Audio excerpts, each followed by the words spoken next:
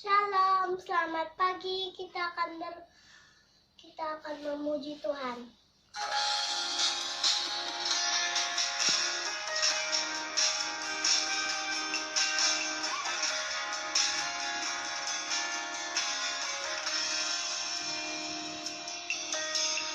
Dari semula telah Kau tetapkan hidupku dalam tangan-Mu, dalam rencana-Mu, Tuhan. Rencana indah telah Kau siapkan bagi masa depanku yang penuh harapan. Semua baik, semua baik, apa yang telah Kau perbuat di dalam hidupku. Semua baik, sungguh teramat baik, Kau jadikan hidupku berarti.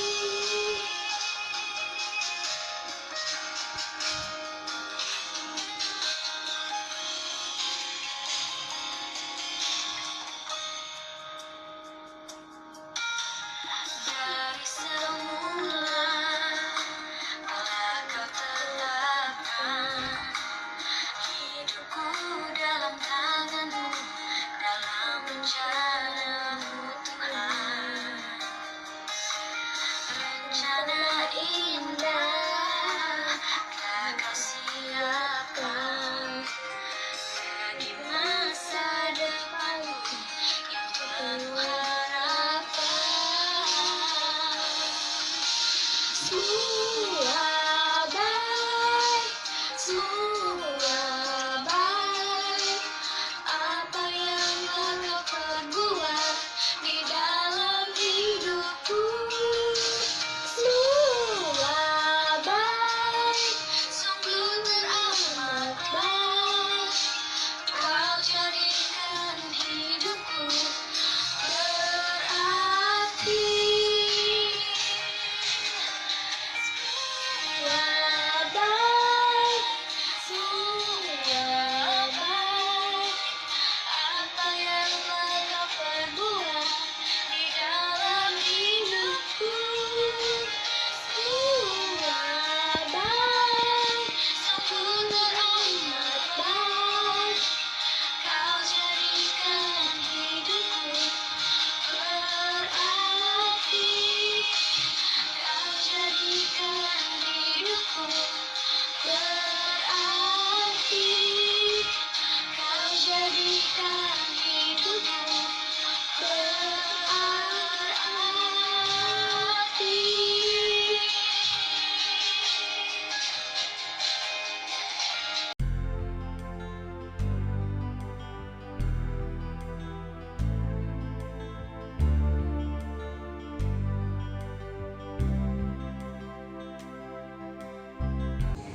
Shalom, selamat pagi, selamat berjumpa kembali di dalam mimbar Gereja GBI Galilea. Semua sehat, semua sukacita, saya haraplah seperti demikian. Tetaplah berdoa, tetaplah percaya dengan teguh kepada Tuhan Yesus. Ia tidak pernah akan meninggalkan kita. Hari ini kita akan menerima bagian firman Tuhan kembali. Tuhan memberikan pesan agar kita jangan takut dalam menghadapi tantangan yang sedang terjadi. Dalam Wahyu 2 ayat yang ke-10, firman Tuhan mengatakan sekalipun kita menderita, tetaplah setia sampai mati di dalam Tuhan Yesus Kristus. Dan ketahuilah, mahkota kehidupan sudah menanti di dalam kerajaan surga. Pertanyaan besar banyak orang yang terjadi saat ini adalah mengapa Tuhan membiarkan umatnya sakit dan binasa. Apa Tuhan marah? Apa Tuhan tidak mendengar? Apa Tuhan tidak mengerti? Apa Tuhan sedang berpilih-pilih? Itulah yang dipikiran banyak orang. Ini adalah merupakan bagian tipikal pola pikir dari orang banyak. Yang perlu tidak dipikirkan, yang tidak perlu dipertanyakan, digugat, bahkan diributkan. Contoh saja adalah wabah yang sedang terjadi, yang melanda seluruh muka bumi ini.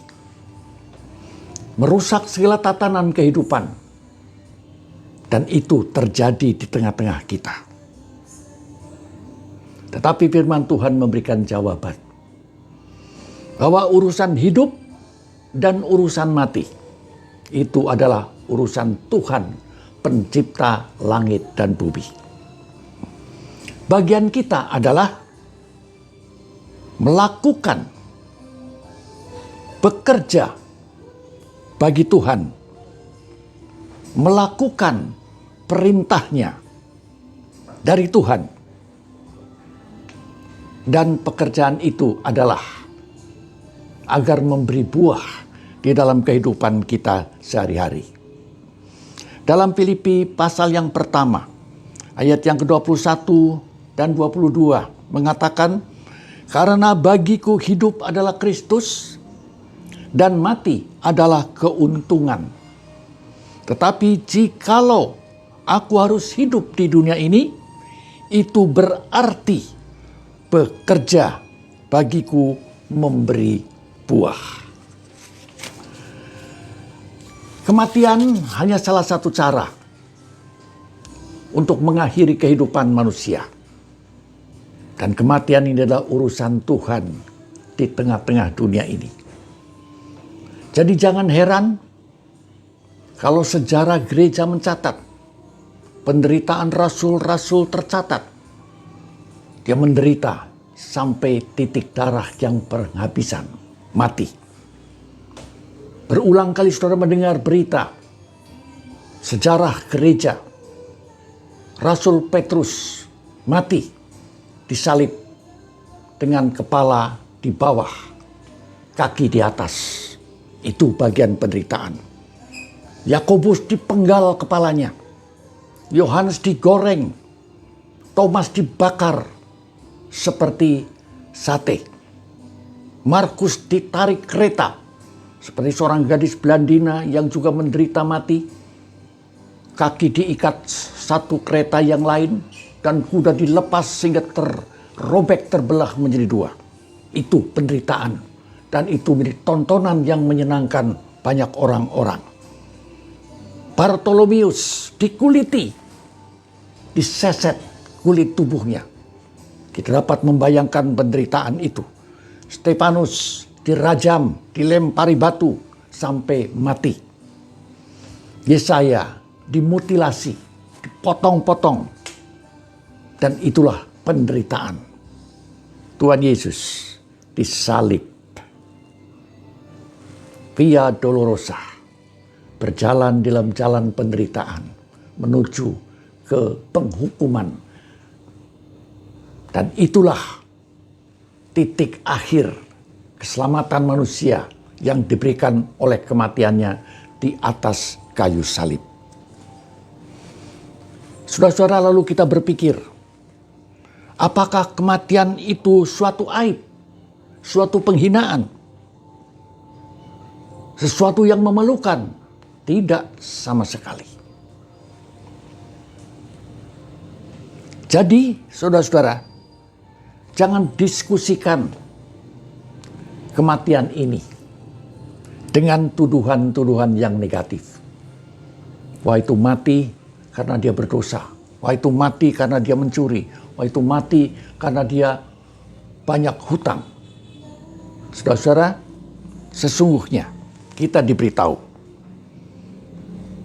bahwa satu kali manusia pasti akan mati. Kematian seperti itu tidak penting. Sebab semua manusia satu kali akan mati dan kemudian bertanggung jawab di hadapan Tuhan. Kematian ini bisa terjadi kapan saja dan di mana saja. Entah itu tertabrak kereta, entah itu tertabrak mobil, entah itu karena sakit, entah karena tenggelam, entah karena digigit ular dan lain sebagainya. Tetapi orang yang menang, ia sedang menanti berkat yang disediakan Tuhan, mahkota kehidupan. Saudara-saudara, di Indonesia sendiri, dalam abad ke-18, seorang misionaris Jerman, Nommensen, dalam memberitakan kabar kebenaran, kabar baik kepada bangsa Batak di Tapanuli, ia menjadi korban, dibunuh, dibakar, dan dimakan dagingnya, menjadi bagian korban kemenangan, tanda kemenangan mereka, bahwa mereka dapat mengalahkan orang yang berkulit putih. Padahal ini adalah juga merupakan bagian penderitaan. Gembala saya yang pertama, yang sangat saya kasihi, karena dia berkorban banyak membantu saya, dan dia seorang gembala yang baik. Saya kira bahwa dia akan berjalan dengan baik-baik saja. Ternyata saya mendengar berita, dia tertabrak mobil dan tewas di tengah jalan. Seorang gembala yang saya kenal dengan baik, seorang hamba Tuhan dengan istrinya naik kendaraan, seorang gembala di Tegal, dan menabrak pohon di tengah jadi pinggir jalan, meninggal dua-duanya. Dan itu adalah juga salah satu jalan bagaimana hidup ini bisa menghadapi maut di setiap saat. Seorang hamba Tuhan yang saya kenal dengan baik, yang meninggal dimakan buaya, karena dia harus menginjil melalui perahu, dan disambar dan dia tenggelam, hilang.